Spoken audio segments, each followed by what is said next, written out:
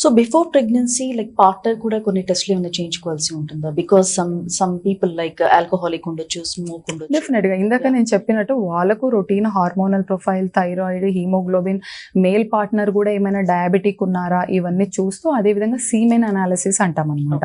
So వీర్య కణాల పరీక్ష చేసినప్పుడు ఆ దాంట్లో ఏమైనా ప్రాబ్లం ఉందా లేదా, వాళ్ళకి ఏమైనా పస్సెల్స్ ఉన్నాయా. ఎందుకంటే ఇప్పుడు విమెన్ మేల్లో ఒకవేళ స్పర్మ్ క్వాలిటీ కానీ బాగాలేకపోయినా, లేకపోతే ఈ ఫాదర్ డయాబెటిక్ ఉన్నా కానీ ఏమవుతుందంటే ఫామ్ అయ్యే ఎంబ్రియో క్వాలిటీ అనేది మనకు వీక్గా ఉంటుంది. సో ఎప్పుడైతే ఎంబ్రియో ఎక్కడి నుంచి ఫామ్ అవుతుంది, విమెన్ నుంచి ఎగ్, మేల్ నుంచి స్పర్మ్ వచ్చి ఫర్టిలైజ్ అవుతే మనకు మెయిన్గా ఎంబ్రియో అనేది వస్తుంది. ఎగ్ క్వాలిటీ బాగాలేకపోయినా, స్పర్మ్ క్వాలిటీ బాగాలేకపోయినా మనకు ఫామ్ అయ్యే ఎంబ్రియో అనేది హెల్దీ ఎంబ్రియో ఉండదు. సో మనం ప్రెగ్నెన్సీ వచ్చినంత మాత్రాన మనకు హ్యాపీ కాదు కదా. ప్రెగ్నెన్సీ రావడం అంటే conception is the first part, 9 months సేఫ్గా కంటిన్యూ అవ్వడం సెకండ్ పార్ట్, థర్డ్ వచ్చేసి మదర్ బేబీ సేఫ్గా డెలివరీ అవ్వడం. సో మనము ఈ ఒకవేళ స్పర్మ్ క్వాలిటీ కానీ బాగాలేకపోతే మీరు అడిగినట్టు ఆల్కహాల్ కానీ, స్మోకింగ్ ఉన్న వాళ్ళు కానీ, లేదా ఫాదర్ ఏజ్, ఇప్పుడు మదర్ ఏజ్ 28 ఉండి ఫాదర్ ఏజ్ 38 ఉన్నా కూడా చాలా వరకు వైఫ్కి హస్బెండ్కి 10 years ఏజ్ గ్యాప్ కూడా చూస్తూ ఉంటాం అక్కడక్కడ.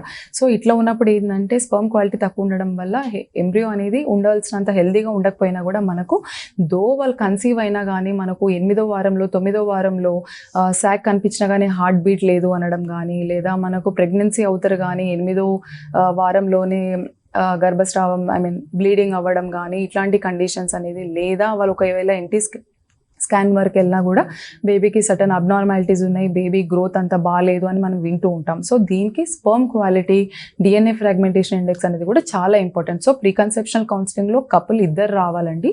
Male role is also very very important. వాళ్ళ ఏజ్ని బట్టి, వాళ్ళకున్న అలవాట్లను బట్టి, ఆ మేల్కి ఏదైనా ఫ్యామిలీ హిస్టరీ ఆఫ్ ఏదైనా హస్బెండ్ వాళ్ళ ఫ్యామిలీ సైడ్ ఏదైనా హార్ట్ డిసీజ్ హిస్టరీ ఉన్నా కానీ, ఇంకేదన్నా ఉన్నా కానీ, ఇద్దరిది పాస్ట్ మెడికల్ హిస్టరీ, వాళ్ళ ఏజ్, వాళ్ళకున్న ప్రజెంట్ మెడికల్ హిస్టరీని బట్టి దానికి సంబంధించిన టెస్టులు చేయించి మనము ప్రెగ్నెన్సీలో ఏవైనా అవాయిడ్ చేయదగిన కాంప్లికేషన్స్ ఉంటే అవి ముందే మనము అవాయిడ్ చేయడానికి వీలుంటుంది.